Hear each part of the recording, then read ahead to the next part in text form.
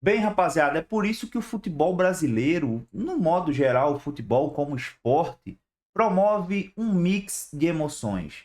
Hoje aconteceram alguns resultados que eram muito improváveis de acontecer e que beneficiaram o Sport Clube do Recife mais uma vez na Série B.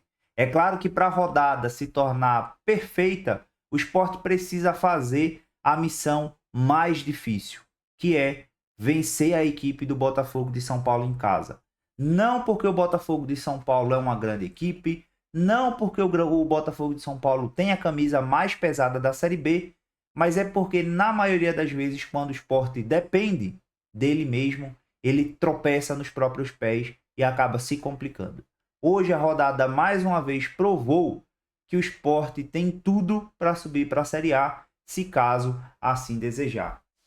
Antes da gente começar este vídeo sobre a rodada maluca que se tornou o bololô danado ali no G4 para subir, todo mundo ali agora tem chances. Vamos falar sobre isso nesse vídeo. Antes da gente começar, like e se inscreva no canal. Também ative o sininho de notificações rumo a 3.000 inscritos aqui no YouTube, tá? Rapaziada, o Sport teve a dura missão de enfrentar a equipe do Operário em casa e o Sport tinha tudo para vencer aquele jogo. Acredito que até o torcedor mais pessimista acreditava numa vitória também do Sport contra a equipe do Operário, o Sport podendo ali igualar o mesmo número de pontos, já que o Santos tinha perdido na rodada, né? O Santos abriu a 32ª rodada e acabou perdendo. Porém, o Sport acabou vacilando e agora teria que contar com uma missão impossível, pois resultados e mais resultados poderiam ajudar o Sport, mas era uma combinação muito difícil. O América tinha que perder ou empatar para ajudar o Sport, o América empatou. O Vila tinha que perder ou empatar para ajudar o Sport, o Vila perdeu. O Novo Horizontino tinha que perder ou empatar contra a equipe do Mirassol, e aí tudo bem, a gente sabe que os dois estão no G4, os dois ainda podem chegar à pontuação do Sport muito facilmente, porém, o Novo Horizontino perdeu e agora basta um empate ou uma vitória do Sport para assumir a vice-liderança do Campeonato Brasileiro da Série B. O Sport vai para uma sequência de 2 jogos em casa ainda contra Botafogo de São Paulo e contra Guarani, podendo chegar muito bem à liderança na 33ª rodada, porque o Santos enfrenta a equipe do Ceará, a gente já vai passar para a tabela, tá? Enfim, jogos malucos. O Ceará vence a equipe do Ituano com uma maluquice que foi o jogo, e eu já digo de antemão, a Série B e o Campeonato Brasileiro precisa ter a profissionalização dos árbitros. Gente, um jogador do Ceará era para ser claramente expulso e não foi o que aconteceu.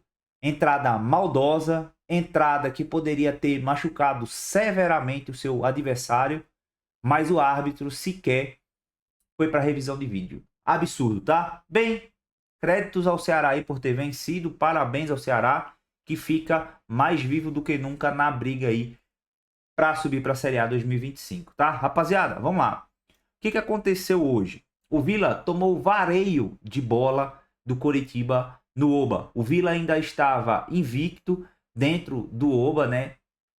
Tinha apenas 4 empates e o resto foram vitórias. Não tinha conhecido a derrota ainda aqui em Goiânia, jogando dentro do Oba, porém hoje tomou um sacode da equipe aí do Coritiba. Coritiba que agora ficou mais aceso do que nunca. Coritiba agora que está mais vivo do que nunca para conseguir ali brigar até a última rodada pelo acesso. O Coritiba que há 2, 3, 4 rodadas dávamos como morto, agora briga forte para subir. Nicolas, o Coritiba agora tem 47 pontos, né? O Coritiba tem 6 pontos a menos do que o Mirassol, que é o quarto colocado. Beleza, você tem razão nisso tudo. Porém, são 2 jogos que o Coritiba tem que podem chegar ali na quarta colocação. Coritiba na próxima rodada enfrenta a equipe do Paysandu, resultado factível que o Coritiba pode trazer os 3 pontos tranquilamente, e depois a equipe do Coritiba enfrenta a equipe do CRB. Então, nessas 2 rodadas o Coritiba tende a pontuar pelo menos em uma, tá? Ou nas 2 ali, se realmente engatar na competição.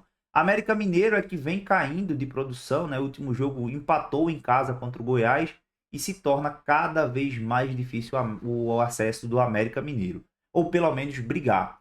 O Vila tinha tudo também para vencer ou empatar com a equipe do Coritiba e se projetar cada vez mais ali na briga com o Mirassol pela quarta colocação, né? Porém, o Vila acabou perdendo para a equipe do Coxa hoje por 3-0. O Ceará foi que surpreendeu, conseguiu uma virada impressionante para cima da equipe do Ituano, mas como eu disse a vocês, eu acho que a arbitragem brasileira precisa se profissionalizar, tá, gente? Precisa se profissionalizar.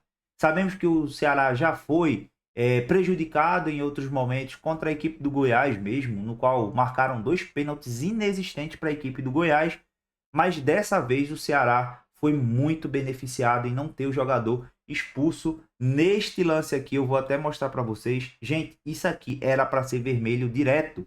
O árbitro estava em cima da jogada. Inclusive, este mesmo jogador que fez o que fez agora não foi expulso e acabou fazendo o gol da vitória aí do Ceará em cima do Ituano, tá? Eu vou colocar o replay aqui para vocês, vou colocar em 0.75 para a gente ter realmente uma visão do que foi aí o lance. Se liga, ele vem correndo, ele vai dar um biquinho na bola, mas olha o que ele faz.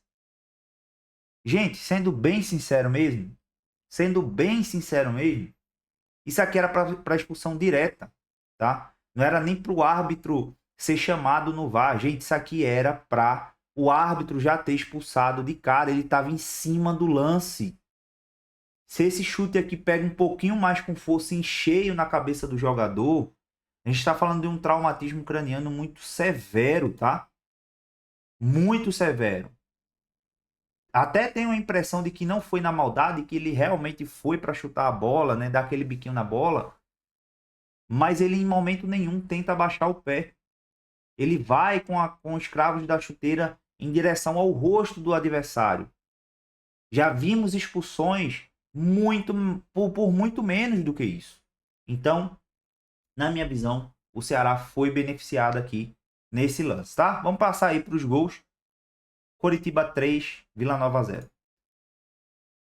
Primeiro gol, Júnior Brumado, né? Consegue um belo chute ali de fora da área, fazendo 1-0 para o Coritiba.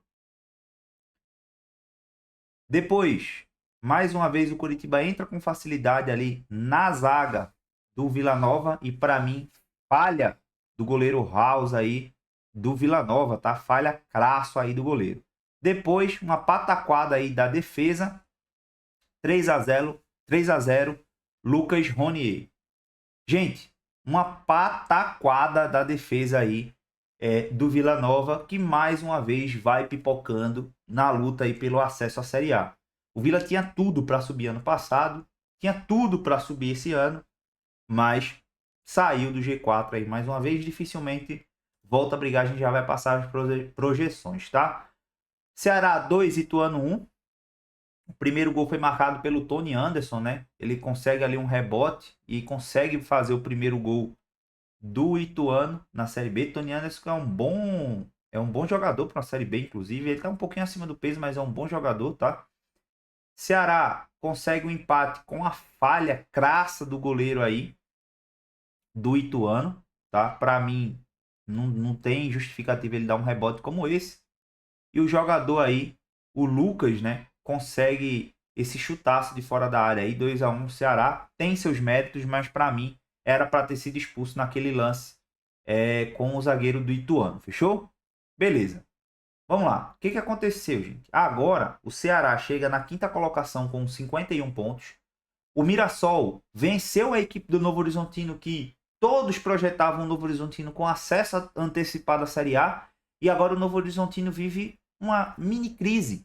São 3 jogos sem vitórias, 3 jogos sem pontuar, 3 jogos que estagnou com 54 pontos. Perdeu para a equipe do Amazonas, perdeu para a equipe do Sport e perdeu aí para a equipe do Mirassol. A sorte, entre aspas, do Novo Horizontino é que tem Avaí na próxima rodada, já vai pegar o Avaí já não brigando por mais nada, e depois pega o Guarani. Então, se nesses 2 jogos o Novo Horizontino não fizer pelo menos 3 a 4 pontos, tenho certeza que o Novo Horizontino vai brigar seríssimo aí pela quarta vaga e não mais pela segunda ou terceira, beleza?